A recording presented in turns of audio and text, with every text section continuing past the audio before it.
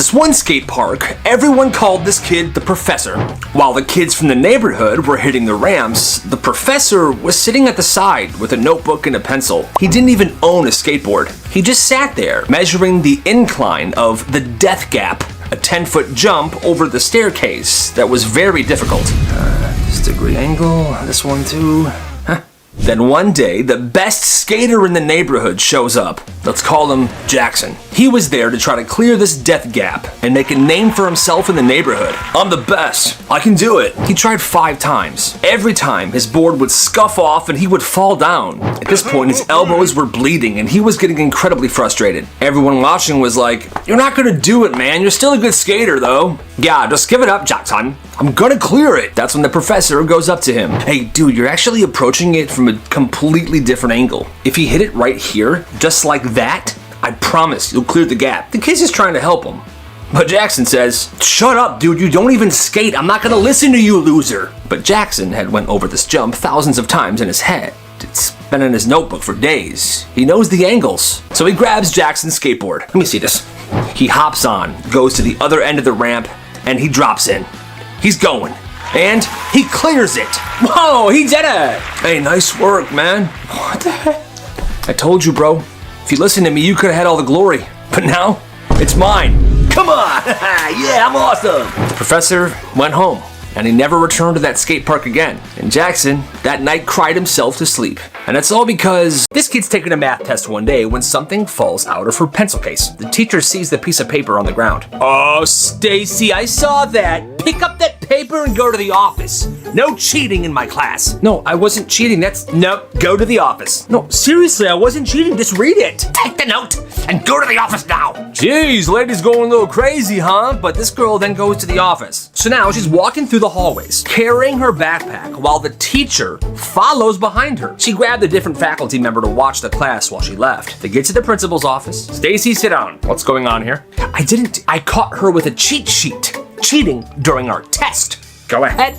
Hand him the piece of paper. The teacher looks at Stacy. Stacy looks at the principal. The principal looks at Stacy. "Here, go ahead. Read the note." The principal takes the paper and reads it out loud. "Eggs, bacon, window cleaner, popcorn, Cheez-Its. This is a dang grocery list." "Yeah, I know. I'm going to the store after school for my mom. I wasn't cheating. You crazy teacher." "Mrs. Johnson, are you serious right now?" "Oh, I could have." "Is there somebody watching your class right now?" "Yes, Mrs. Carroll is." "Good. Stacy, go back to class.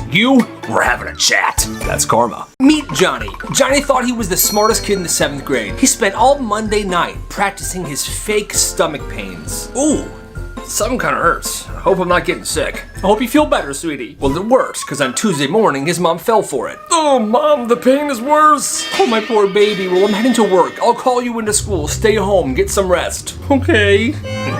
He felt like he pulled off the heist of a century. Spent all day playing video games, thinking to himself, "My friends are probably so jealous of me right now." Well, the next morning, he goes back to school. Walks in like a king. "What's up, guys?" The second he gets into the building, he stops. The floors look extra shiny. Everyone's huddled in different groups, watching a video on their phone. He sees his friends. "Yo, what's up?" His friend says, "Bro, you picked the worst day to be sick." Apparently, during 3rd period the day before, there was supposed to be a routine fire drill. But it wasn't just the alarm that went off. Something malfunctioned, and the sprinklers in the main hallway went off. We're talking gallons and gallons and gallons of water hitting those floors. One kid even took the bathroom soap and sprayed it on the floors as the sprinklers were coming down. Slip and slide! The best part was, it was 100 degrees outside, so this felt awesome. Teachers were sliding, the principal slipped, the weird kid from class used a lunch tray as a boogie board. Everybody went home soaking wet, but they said it was the best day of school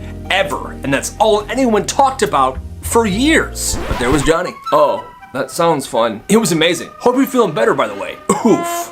Tough break. This kid's always the first one on the bus every single day, and he'd walk in and he would go directly to the back right bus seat. And he would do this because about 15 minutes into the route, there was this bump in the road that the bus would hit every day. And if you were in that back seat, it would launch you up, and it was awesome. And the driver knows this, so he would hit that bump at full speed. It's coming, here it is. Whoa, whoa, ka! Well, he experienced it a bunch, and then he had a brilliant idea. Every day, people ask, "Hey man, can I try that seat today?" "Bro, let me me try that seat today, please. And when people ask, he starts saying, well, what do you got? One kid pulled out a Twinkie. All right, deal, have a seat. The next day, someone else says, I'll give you $2 for the seat today. Anyone got something better? I got Sour Patch Kid watermelons. Deal. He's auctioning off that seat every single morning. People are offering Doritos, money, their lunch desserts, their entire lunch. Whoever wins gets the launch, and the whole bus always counts down right before it's gonna happen. All right, you ready, Kevin? Yeah, I'm ready. 3, 2, 1. Oh, nice. And that, my friends,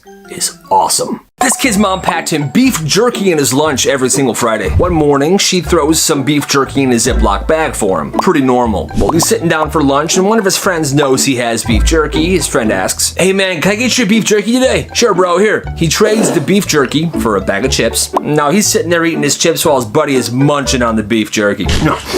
He's scarfing it down. That's when his mom texts him. The text says, do not eat the beef jerky. I accidentally put dog food in the bag. Oh God, no. Now he's taking a look at his friend who's eating this, and he's like, yeah, that looks like dog treats. At first he's like, I'm not gonna say anything, but that's his friend. He has to, so he does. Hey, bro, my mom just texted me. She accidentally packed me dog treats. You're eating dog food. What? What do you mean? They're not bad, man. I'm gonna keep eating them. All right, bro. Kid just keeps eating the dog food. He liked him so much, he even asked this kid to have his mom pack him the same stuff for the next Friday. That kid is nuts. This family had no air conditioning, and they owned one fan. There were 3 kids, 4 bedrooms, parents, and 1 for each kid. And every night, the fan would rotate rooms. Monday, it was in one room, Tuesday, the next room, Thursday, the next room, and so on. After it rotated through all rooms, it would start over. And this was not negotiable. These are the rules, kids. Now imagine it's 100 degrees outside. You finally crawl into bed and then you remember, oh crap, it's not my night for the fan. You would lay there, sweating, listening to the fan going in your siblings' room. And sure, they complained, but they all dealt with it because that's just the way things were. It's another story. The family couldn't afford another fan, so they all just dealt with it. Hey, you gotta do what you gotta do. There was this kid whose locker was in the best spot of the school. It sat directly under one of the school's air conditioning vents. It's nice and chilly over here. Nobody paid attention to it, not really even him, until one day he throws a Gatorade on the top shelf of his locker. He comes back a couple hours later. Whoa, this is ice cold. And it's cold. So the next day he tries it again with a soda, a warm soda. He puts it in the morning, he checks it after lunch. Oh, that's a crispy soda. That's when he gets an idea. Instead of filling the top shelf of his locker with his own drinks, he starts renting shelf space. $1 to keep your drink in there until lunch. $2 if you wanted until the end of the day, to have a cold drink for practice or something. People didn't believe him at first. Dude, there's no way your locker is like a refrigerator.